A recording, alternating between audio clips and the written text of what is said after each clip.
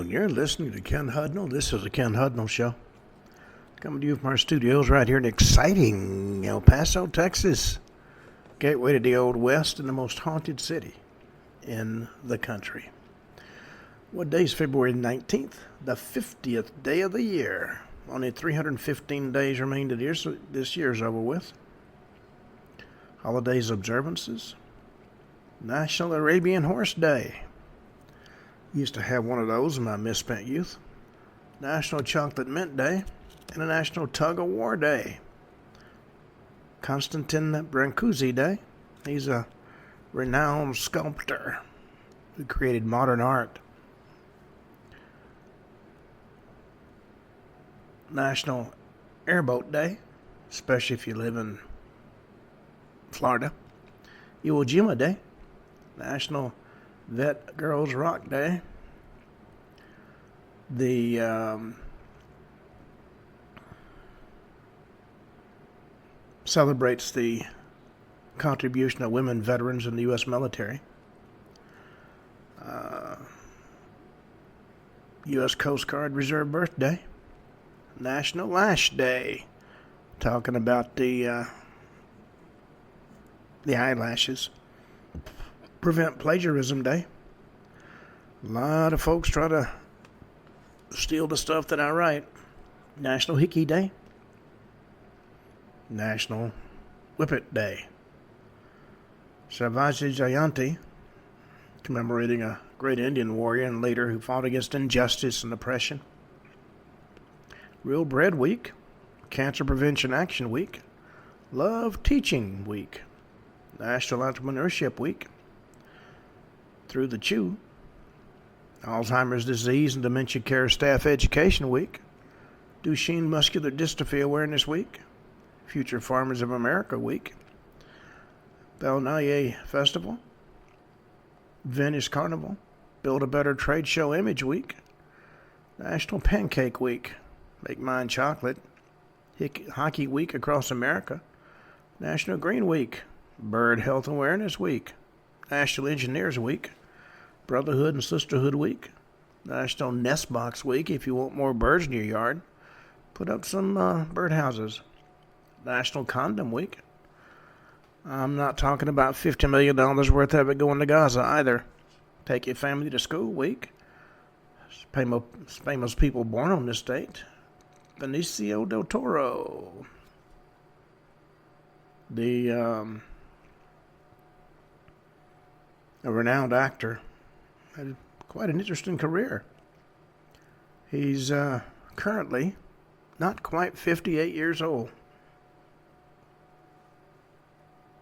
Actually, he may be 58 today. And a National Vegan Cuisine Month, American Heart Month, National Teen Dating Violence Awareness Month, National Snack Food Month, Spay and Neuter Awareness Month, talking about pets, not people, National African American Read-In, National Children's Dental Health Month, Human Relations Month, National Macadamia Nut Month, Feline Fix by 5 Month, Exotic Vegetables and Star Fruit Month, Berry Fresh Month, National Therapeutic Recreation Month, Marijuana Awareness Month, National Goat Yoga Month, Financial Aid Awareness Month, Adopt a Rescued Rabbit Month, National Mend a Broken Heart Month, National Wedding Month, Canned Food Month, North American Inclusion Month, National Black History Month, Renaissance of the Heart Month, Renaud's Awareness Month, Spiritual Teachers Month, Pull Your Sofa Off the Wall Month, National Laugh Friendly Month, National Senior Independence Month, National Enrolled Agents Month, National Care About Your Indoor Air Month, and a National Boost Self-Esteem Month, Free Open Source Software Month,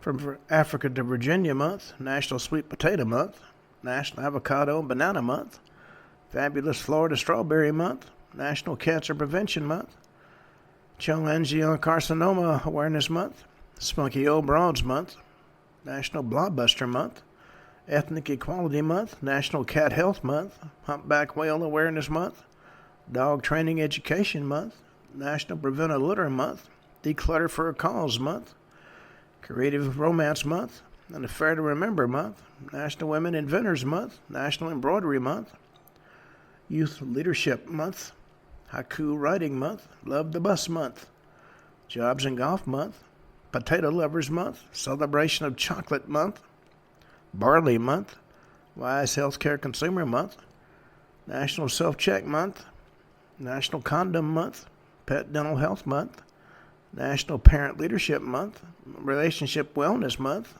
National Grapefruit Month, Low Vision Awareness Month, National Fasting February, Return Shopping Carts to the Supermarket Month, Great American Pie Month, National Cherry Month, National Bake for Family Fun Month, National Bird Feeding Month, National Hot Breakfast Month, National Library Lovers Month, and Harley Quinn Month. Well, on February 19th, in the year 197, Emperor Septimius Severus defeats usurper Claudius Albinus at the Battle of Lugdunum. That was the bloodiest battle between Roman armies. 356, the paganism policy of Constantius II forbids the worship of pagan idols in the Roman Empire. 1594, having already been elected to the throne of the Polish-Lithuanian Commonwealth in 1587, Sigismund III of the House of Vasa is crowned King of Sweden, succeeded his father John III of Sweden in 1592. 1600, the Peruvian stratovolcano Naputina explodes in the most violent eruption in recorded history of South America. 1649, the Second Battle of Guadarapes takes place, effectively ending Dutch colonization efforts in Brazil. 1674, England and the Netherlands signed the Treaty of Westminster, ending the Third Anglo-Dutch War. A provision of the agreement transfers the Dutch colony of New Amsterdam to England. 1714, New Amsterdam, of course, became New York. 1714, Great Northern War. The Battle of Napui between Sweden and Russia is fought at Asokrio, Ostrobothnia. Go figure. 1726, the Supreme Privy Council is established in Russia. 1807, former Vice President of the U.S. Aaron Burr is arrested for treason in Wakefield, Alabama, and confined to Fort Stoddart. 1819, British explorer William Smith discovers the South Shetland Islands. 1836, King William IV signs letters patent establishing the province of South Australia. 1846, in Austin, Texas, newly formed Texas state government is officially installed. Republican Texas government officially transfers power to the state of Texas government following the annexation of Texas by the U.S. 1847, the first group of rescuers reaches the Donner Party. 1878, Thomas Edison patents the phonograph. 1884, more than 60 tornadoes strike the southern U.S., one of the largest tornado outbreaks in U.S. history. 1913, Pedro Lascurian becomes president of Mexico for 45 minutes, the shortest term to date of any person as president of any country. 1915, World War I. First naval attack on the Dardanelles begins when a strong Anglo-French task force bombards Ottoman artillery along the coast of Gallipoli. 1937, Yakatit 12, during a public ceremony at the Viceregal Palace, the former imperial residence in Addis Ababa, Ethiopia, two Ethiopian nationalists of Eritrean origin attempt to kill Viceroy Rodolfo Graziani with a number of grenades. 1942, World War II, nearly 250 Japanese warplanes attacked the northern Australian city of Darwin, killed 243 people. 1942, World War II, U.S. President Franklin D. Roosevelt signs Executive Order 9066, allowing the U.S. military to relocate Japanese Americans to internment camps. 1943, World War II, the Battle of Kasserine Pass in Tunisia begins. 1945, World War II, the Battle of Iwo Jima. About 30,000 U.S. Marines land on the island of Iwo Jima. In 1948, the Conference of Youth and Students of Southeast Asia Fighting for Freedom and Independence convenes in Calcutta. 1949, Ezra Pound is awarded the first Bollingen Prize in Poetry by the Bollingen Foundation and Yale University. 1953, book censorship in the U.S., the Georgia Literature Commission is established. Now, if you're going to have something that smacks of authoritarianism, look at the state of Georgia. If you have any ideas, read my book, Why Would They Say It? You can get it on Amazon. 1954, the transfer of Crimea. The Soviet Politburo of the Soviet Union orders the transfer of the Crimean Oblast from the Russian SFSR to the Ukrainian SSR. 1959, United Kingdom grants Cyprus independence, which is formally proclaimed August 16, 1960. In 1960, China successfully launches the T-7, its first sounding rocket. 1963, the publication of Betty Friedan's The Feminine Mystique reawakens the feminist movement in the U.S. as women's organizations and consciousness-raising groups spread.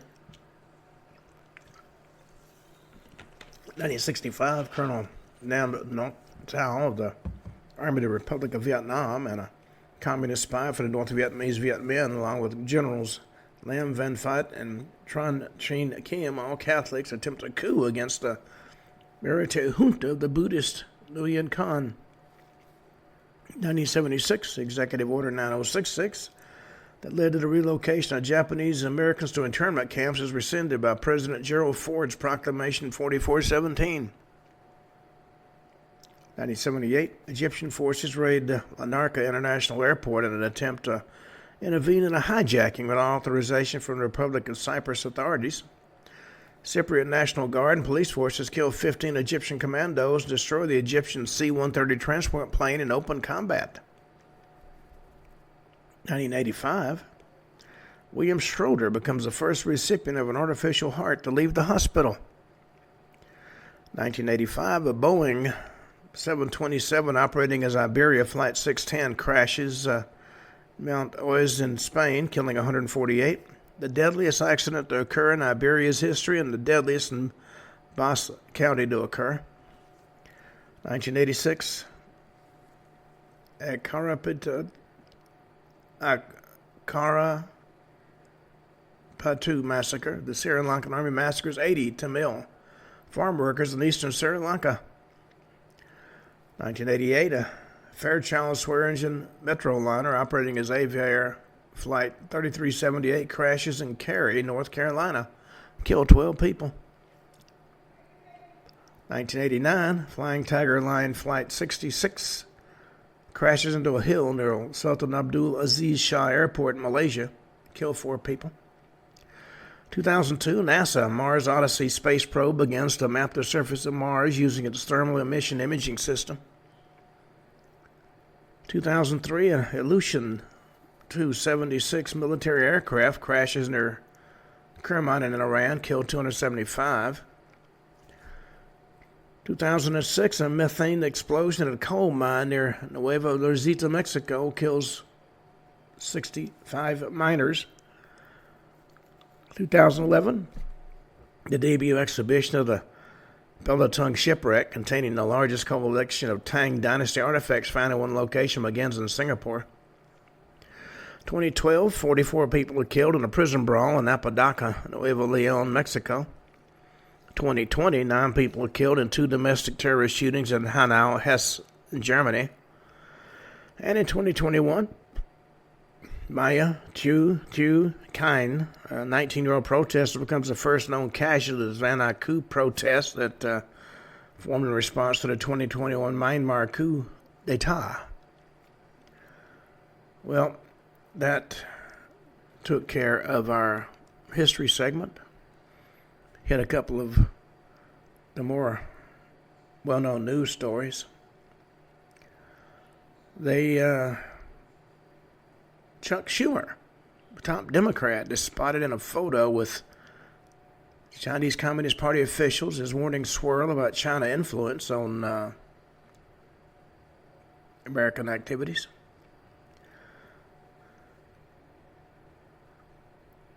There's a lot of Democratic hysteria about cuts at the Health and Human Services Department. So the Trump officials laid out who exactly was cut. The cuts did not compromise health and safety of Americans. Still employs more people than it did in 2019, despite the Democratic hysteria over recent cuts within the department's agencies. Senior Trump official told Fox News Digital that there have been over 6,000 departures from Health and Human Services since January 20th. But the agency still employs over 6,000 more people than it did in 2019, including more than 2,000 employees at the Food and Drug Administration and 1,200 employees at Centers for Disease Control and Prevention. The Democratic hysteria about essential offices at the HSS being gutted are just empty rhetoric.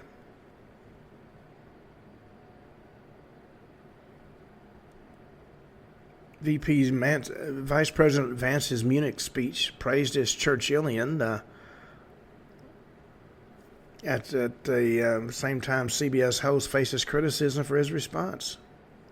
Jonathan Turley applauded Vance's historic address, expresses dismay at the CBS anchor's response.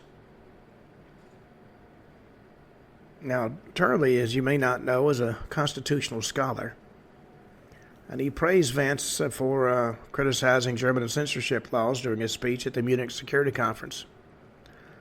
VP called out organizers for banning both far-left and far-right-wing parties. And a CBS host who clearly is overwhelmed with her own brilliance blamed the Holocaust on free speech. If there had been no free speech, there would have been no Holocaust, was her position.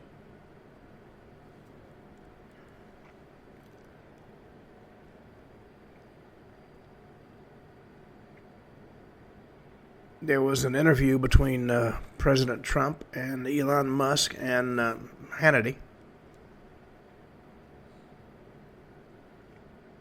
where Musk revealed details about his thought process on endorsing President Trump. Sean Hannity had an hour-and-a-half interview with the two of them last night.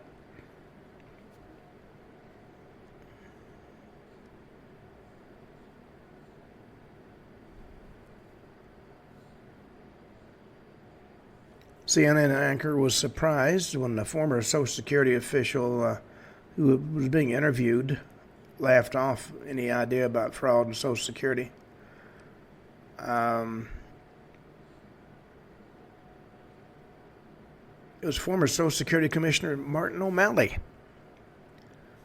Served as Social Security Administration Commissioner under President Biden. Said there was absolutely no way there'd been any fraud. Well, anybody with half a brain knows there's been fraud in almost every government program. Don't get me started talking about the VA.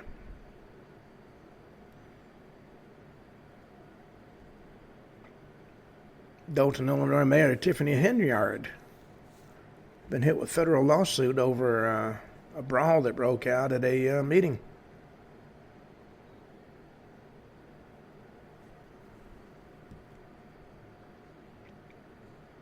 The controversial mayor of Dalton, Illinois, and others were sued over a brawl that broke out during a heated township board meeting in January.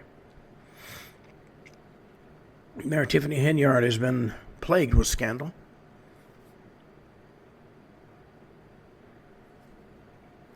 Both of the plaintiffs alleged the brawl constituted retaliation for exercising free speech.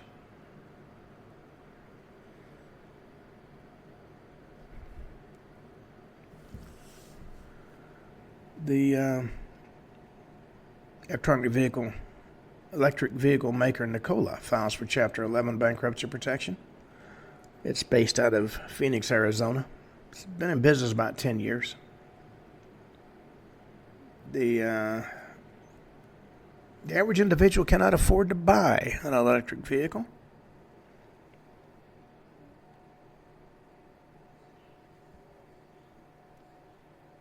New York Governor Hochul has fueled hate crime speculation and regard to transgender slang. Even though police and the DA's office said there's no indication that the victim's murder was a hate crime. It was a 24-year-old transgender victim.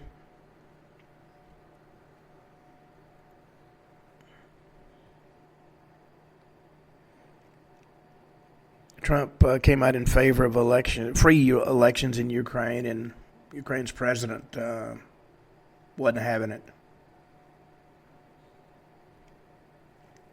Anti-Israel protesters in New York City got a surprise. Fights broke out as the agitators chanted Zionists go to hell and waved Palestinian flags in a Borough Park protest. It was in an Orthodox Jewish neighborhood in New York City. Fights broke out. I mean, it should have not been any surprise because that neighborhood is well known for its large Orthodox Jewish population.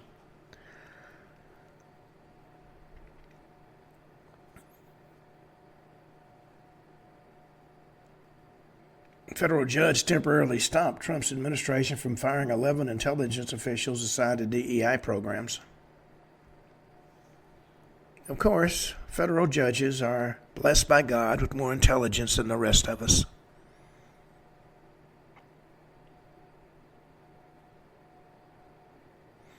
Well, the plane that crashed in Canada and flipped upside down, the passengers made sure they got their carry-on luggage before they got off.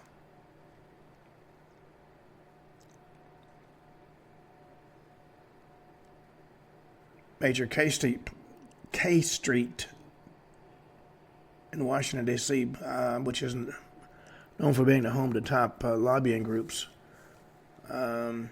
now pledged to work with President Trump.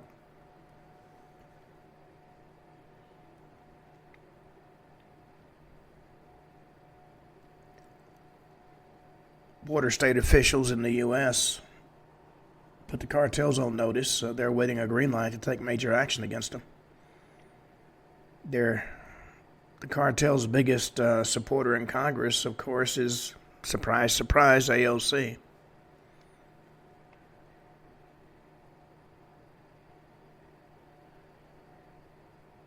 Anything else?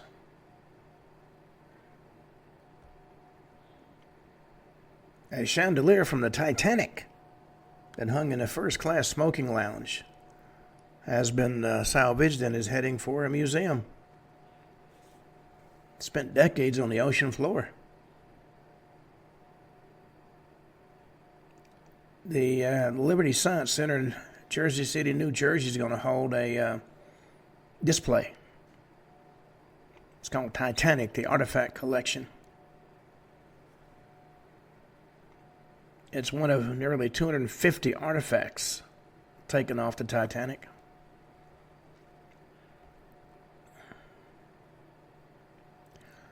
The Trump proposed FBI Director Kash Patel has gotten, it appears, enough support to get through Congress.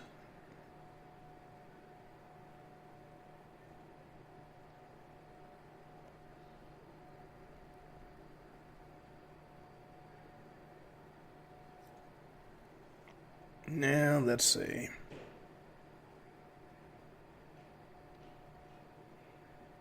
I think that, the Pope is ill.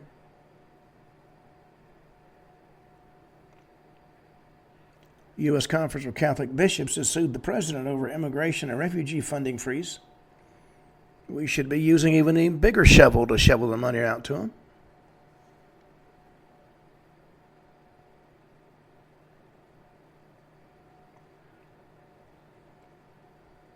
The Australian nurses who did the video talking about killing a Israeli patient are suspended.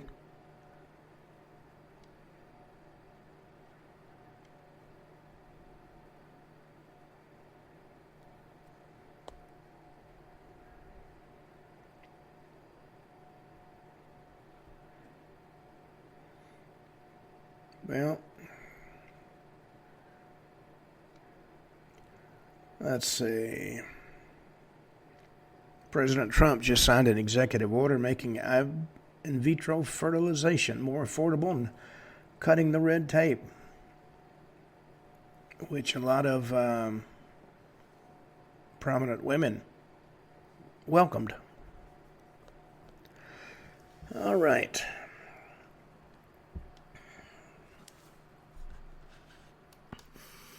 Well, we've been talking about pagan holidays. We're all familiar with Halloween. But you know, Halloween is only one of a 3-day celebration. It's known as All Hallow Tide. Halloween is the most famous and widely celebrated holiday. And there are very few people in the Western world haven't heard of Halloween. It's one of the world's most famous festivals, widely celebrated across numerous continents. Now, of course, we all know about Halloween. It's actually formerly known as All Saints' Eve. Then there's All Saints' Day, or All Hallows' Day, and then All Souls' Day. This 3-day festival begins October 31st, goes through November 2nd. And like the Day of the Dead, it's a 3-day period in which the deceased are remembered, including saints and martyrs and other religious figures, and they can be traced back for centuries. Well, the first whispers of what became Hallowtide can be found as far back as the 8th century. And festivals to commemorate the dead are in long-standing traditions all over the globe. The word All Hallow Tide is first used in the 15th century. But 8 centuries before that, the church discovered there were so many martyrs to venerate that the calendar couldn't accommodate them all. So they came up with the concept of All Saints' Day, on which all saints and martyrs would be commemorated at one time. A vigil was held on the previous day, which soon became known as All Hallows' Eve. The inception of All Souls' Day began in the 9th century, and that was the opportunity for prayers for all the dead, not just those who were being venerated. Though these events were initially celebrated over 8 days, they were eventually condensed into the 3 days that we routinely talk about. Some believe All Hallows' Eve was celebrated in pagan harvest culture as Samhain. The veil between the world and the living and the world of the dead grew thin, and people took to donning masks and costumes to protect themselves from wandering souls. Well, today that tradition of costumes has become familiar as part of trick-or-treat, and on All Hallowtide, all so-called souls, usually children or the poor, went from door to door praying and singing traditional songs to return for soul cakes, which are intended to offer comfort to the souls that are in purgatory. Though All Saints' Day is a day of the celebration when candles are lit and prayers are offered up, All Souls' Day is usually marked by more somber celebrations. Bells are rung for the dead and the candles are lit to guide lost souls to heaven and the living hope, peaceful rest. And then, of course, we have the Day of the Dead, or, as they say in Mexico, Dia de Muertos. It's renowned for its colorful and nice celebration for lost loved ones. It's an annual multi-day public holiday. It's celebrated across Mexico and by people of Mexican heritage all over the world.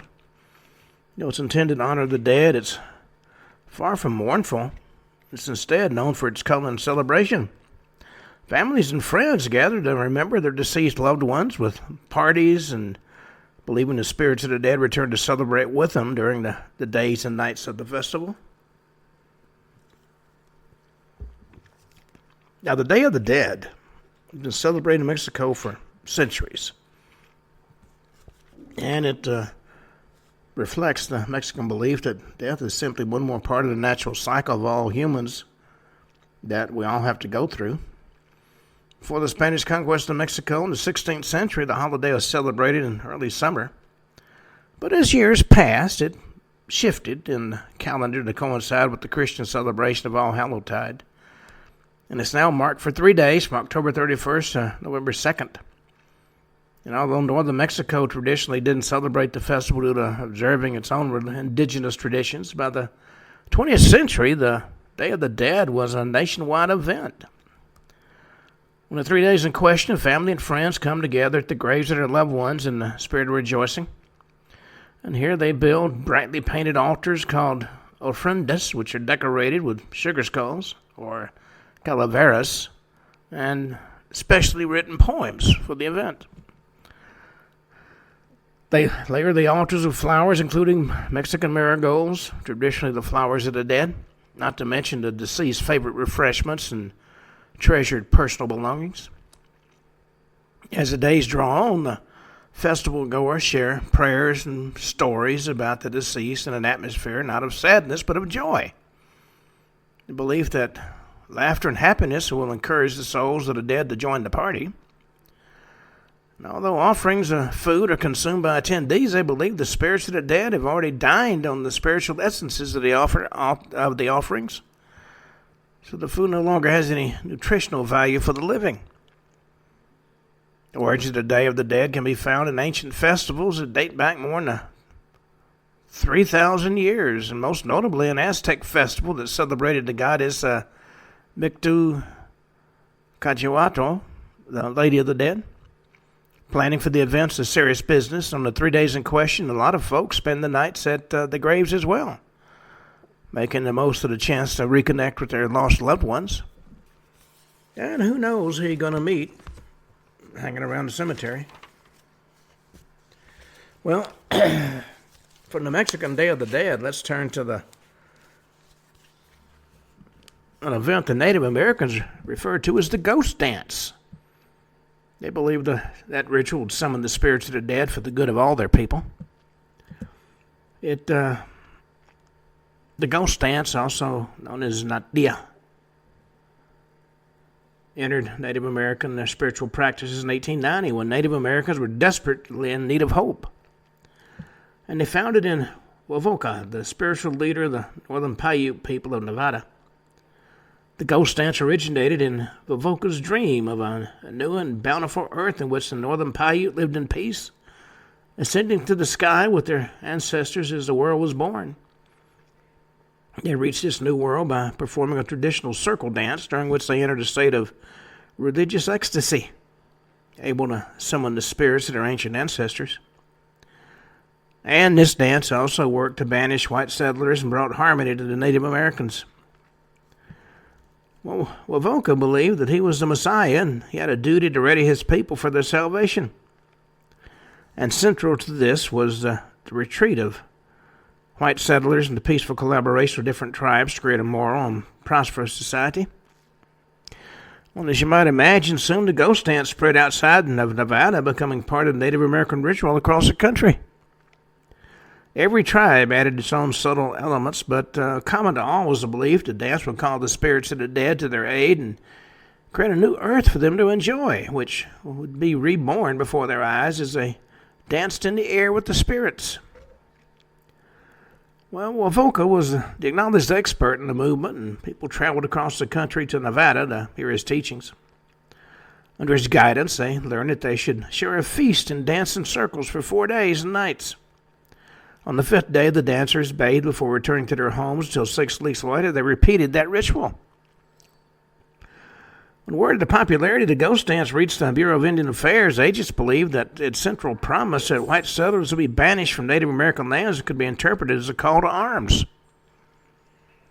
fact, the dancers believed the ritual provided their shirts with bulletproof properties seemed to actually be further proof of this belief. When the Lakota people joined the movement, the Bureau of Indian Affairs detained their chief Sitting Bull and ordered him to stop the dance.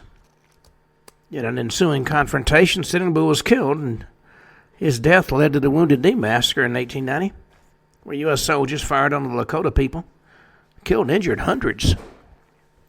Massacre marked the end of the movement's popularity, and Wovoka continued to be a shaman, but unfortunately, the new world of peace and prosperity he longed for was not to be. Could Sitting Bull have put a stop to it?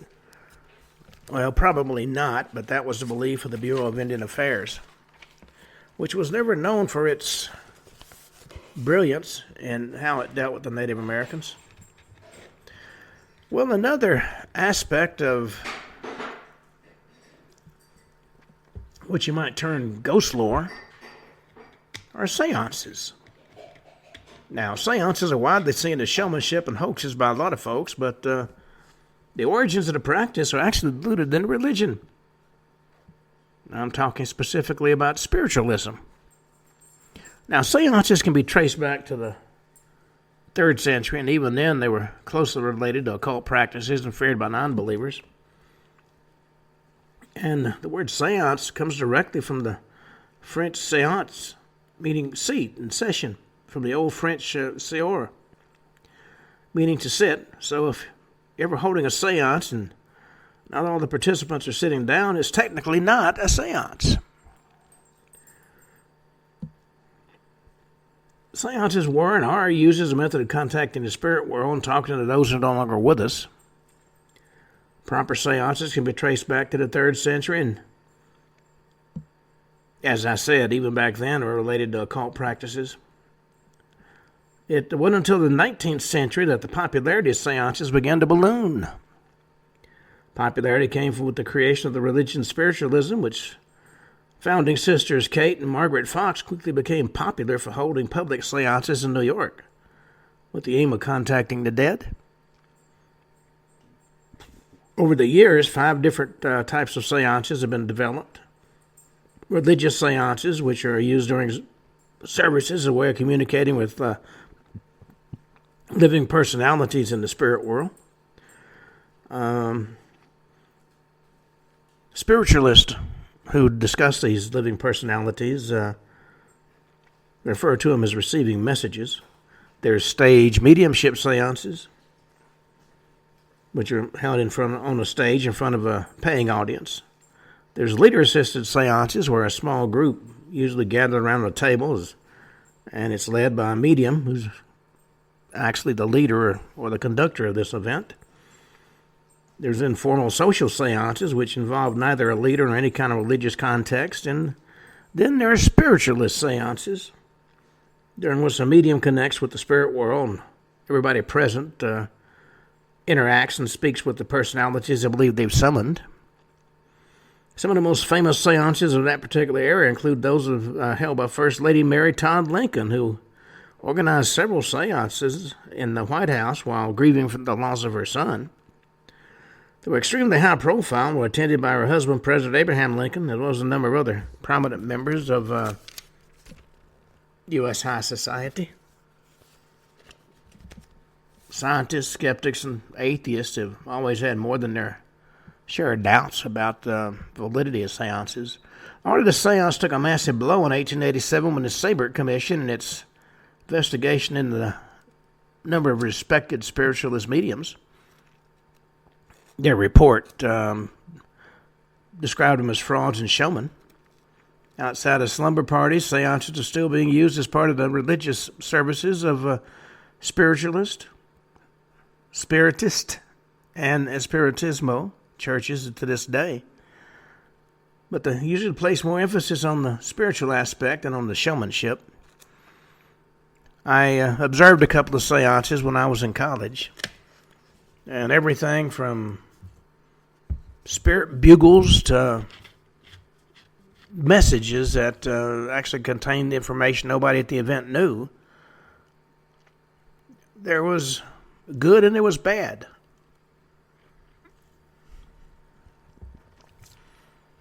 You know, the satirist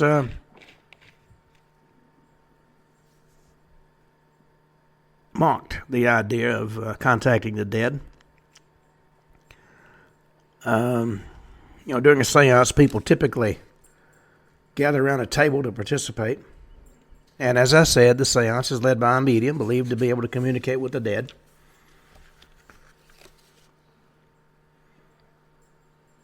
Some of those who attended seances, in addition to the Lincolns, was Robert Owen, Prime Minister, William Lyon Mackenzie King, and Sherlock Holmes author Sir Arthur Conan Doyle. Did they really contact the dead? Well, you have to be your own judge of that. But one thing about it, people attend these things more out of curiosity than anything else. You know, the paranormal's fascinated people for centuries, from bumps in the night to crackling electronic voice phenomena. In fact, in the technological 21st century, ghost hunting is more popular than ever. For 20 years, every Saturday night, I did ghost tours here in El Paso. And I had all the people that I could handle. And I wasn't aware that jealous eyes were watching. And people who had never given it the second look before bought my books, memorized the stories, and became expert ghost tour leaders.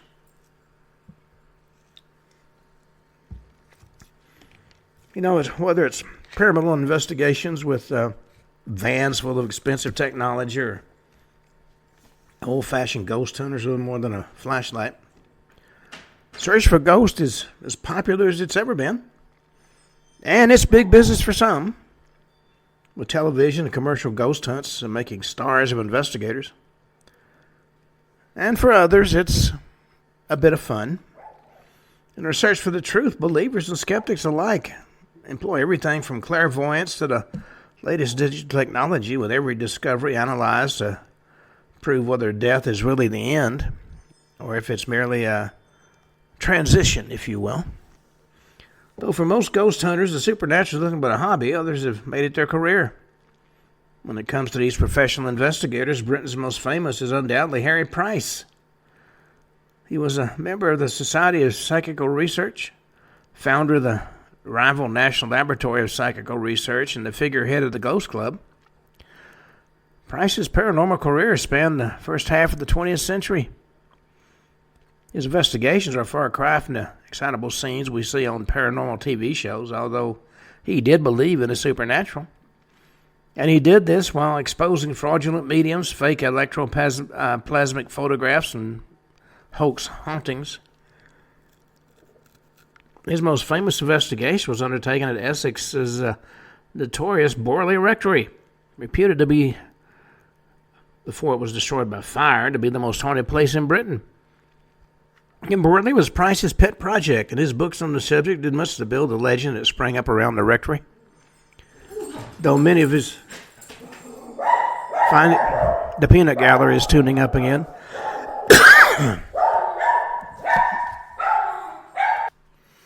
No matter what you believed, whenever there were ghosts to be investigated, Harry Price was on the scene.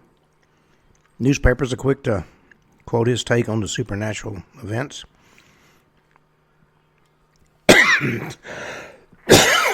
In the U.S., husband and wife team Ed and Lorraine Warren were chalking up hit after hit as they pursued not only ghosts but demons as well. Among the 10,000 cases they claimed to have examined was the Amityville haunting, one of the most famous. In fact, that became a Hollywood phenomenon.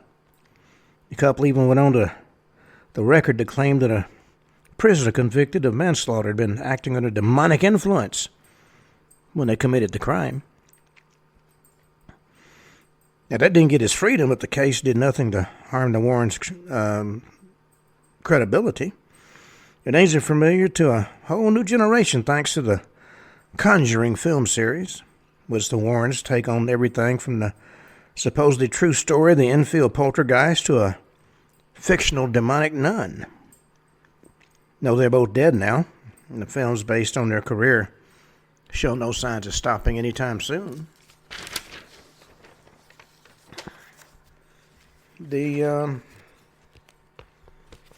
course, where you have believers, you also have skeptics. One of the most famous and tenacious of skeptics is undoubtedly James Randi, founder of the Committee for Scientific Inquiry, which is devoted to proving the paranormal is nothing but fiction.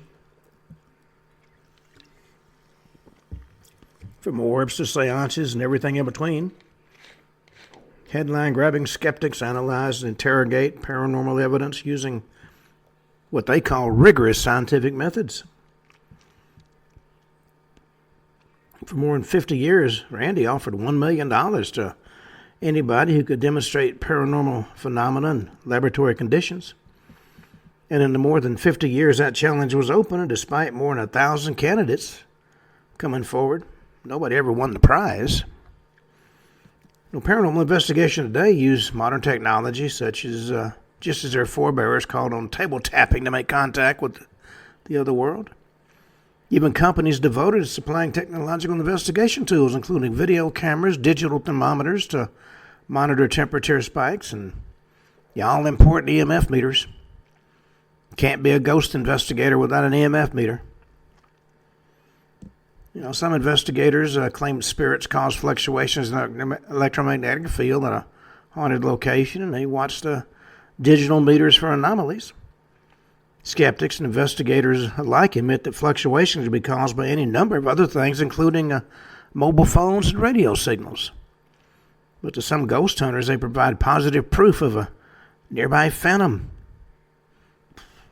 For those who'd like to hear voices from the other world, there are even a couple of technological options. One is what's called a spirit box device that scans through the AM and FM frequencies, supposedly allowing the dead to communicate through the static. Of course, radio stations often broadcast spoken words, leaving voices picked up on the spirit boxes open to question. And more words from the other side are sought electronic voice phenomena, better known as EVPs. These are recordings in which an investigator asks questions aloud, leaving pauses for the replies. They're then played back in the audio comb for any hidden responses that may be buried deep in the apparent silence. EVPs gained a lot of popularity in the 50s thanks to Friedrich Jurgensen, who claimed to have captured the voices of deceased family members when recording bird songs. In the 1970s, Latvian intellectual Konstantin Rodev claimed that his own recordings, many of which sounded like gibberish, were the voices of the dead. He explained away the gibberish by claiming that spirits would change languages in the middle of a sentence or even speak backward, mispronouncing and garbling words in their efforts to communicate. Now, his critics, of course, were not convinced and questioned why historical figures such as Hitler suddenly spoke Latvian when they hadn't spoken it in actual life. Rudev answered that spirits were capable of identity theft as well, adopting famous names to stand out from the pack. A lot of the technological search for ghosts takes place in a world of static, where seemingly random patterns and sounds are analyzed in the hope they actually hide something valuable. Well, there's a cold spot that's never warms up, a spike on the EMF meter that appears to move in response to an investigator's request, or even white noise that can be mixed into audible words emerged. But technology is prone to failure and manipulation, and humans are given to wish fulfillment, so desperate to obtain proof of the paranormal that they misinterpret inconsequential coincidences. And there's also the possibility of outright dishonesty, and investigators hoping to make their name have been accused of deliberate fakery, particularly when it comes to paranormal television. The holy grail of psychic investigators is, of course, a genuine photograph of a phantom. And since William Mummerler created a hoax spirit photo in the 19th century, investigators have striven to capture the real thing. They've succeeded in photographing everything from distorted monks at Newby Church to phantom cemetery mourners, and even Google Maps has gotten in the act with users periodically reporting ghostly phenomena in their street view photographs. But even when photographic analysis has failed to prove that images have been manipulated, there's a degree of trust required when considering them as evidence. After all, even if a photographer claims that there was nobody in the frame when the shot was taken, it's not impossible that someone might have wandered unseen into the shot or colluded with the photographer in a deliberate hoax. Recent years, the advent of digital photography has seen a rise in pictures of so-called orbs, which are small floating balls of light visible on camera or film. Investigators believe that these are the first signs of a manifestation, but their critics suggest that they're actually capturing digital artifacts, specks of dust, or even insects. Critics of ghost hunting are quick to point out that investigators are usually amateurs who have little specialist training or knowledge of how to get the best out of their technology. They also argue that believers are subject to confirmation bias, jumping to the conclusion that any anomaly is a ghost, when in fact there can be a host of more earthly reasons to consider first, including radio interference, human intervention, or even simple reflections. Without controlled scientific conditions, they say, investigators can't be trusted, even if those conducting them are honest. When technology fails, investigators turn to tried and true methods, and the chief among them is the psychic medium. With no special equipment required, mediums visit a location and attempt to make contact with the spirits that walk there. Organized investigations often involve a medium whose purpose is to lead communication with the spirits. TV shows such as Most Haunted have made such investigations usually popular, with participants joining investigators and mediums in the hope of seeing proof of the paranormal. Paranormal investigators and those who conduct them are here to stay, of course. Maybe one day somebody will stumble on irrefutable proof of a ghost and capture it on camera in the scientific conditions that skeptics demand. Perhaps, however, the search for paranormal proof isn't about the conclusion itself, but about the journey believers and skeptics alike take to get there. I'll point out that the cover of one of my books, Haunted Hotels, has on it a picture that was taken at a local hotel. A few years ago, on the Day of the Dead, employees at this hotel put up a little altar to a girl who had died on the 6th floor. She's been seen by a lot of folks floating above the bed when they wake up in the middle of the night. But they set up this little altar and they put on it a Barbie doll. When they came to take it down, the doll was gone. And of course they accused each other of taking the doll. Well, when the picture was taken and I was called and a copy of the picture was sent to me, the little girl who was photographed on the 4th floor was carrying the Barbie doll in question. To my knowledge, nobody involved in getting that picture had the ability to change it using software or any other way. But the entire story is laid out in the book. It's called Haunted Hotels by Ken Hudnall. Well, even though electric lights have lit up many dark places over the years, and those dark places where ghosts may lurk, there have been a lot of reports of the ghosts bringing their own light. It's easy to forget how unnaturally lit our modern world is. A lot of folks that live in cities, the night sky, even at the darkest hours, is alive with the orange glow of streetlights. Stars and planets can't compete with those, and are, in many places, hardly ever glimpsed. For much of human history, though, darkness has been a powerful presence. With only candles and fires to drive out the black night, people were acutely sensitive to the appearance of other lights. And some of them had no obvious source, and for many, the most obvious explanation was that they were supernatural. May 5th, 1807, Mr. John Stevens was riding home between 9 p.m. and 10 p.m. And suddenly a patch around his horse's ear began to glow with an amber hue. Light began to spread as if drops of fire were sprinkled on the horse's mane. Putting his hand on the source of the light, Mr. Stevens felt no heat or anything out of the ordinary.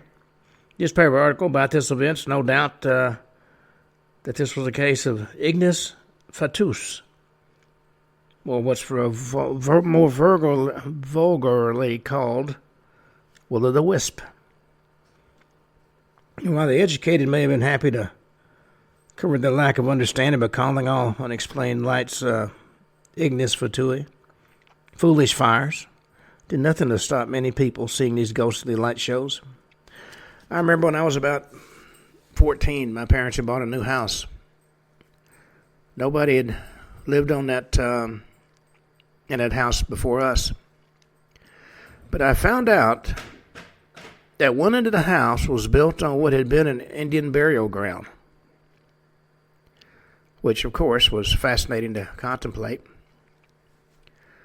And then one night, I was lying in bed,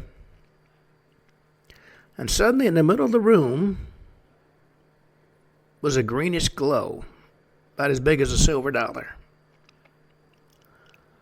And it flitted around the room, and as you would expect an insect to do, so I swatted at it, and of course, had no impact on it. Went down behind my TV, which immediately quit working. I had a little portable TV sitting on a piece of furniture by the bed. Took it to the repair shop, nothing wrong with it. After that, it would work any place in the house except in that room. Never did have an explanation for what happened, but it was certainly fascinating. Well, on that note, we come to the end of today's show. We'll be back tomorrow when once again you'll be listening to Ken Hudnall and the Ken Hudnall Show. Until then, have a truly great evening.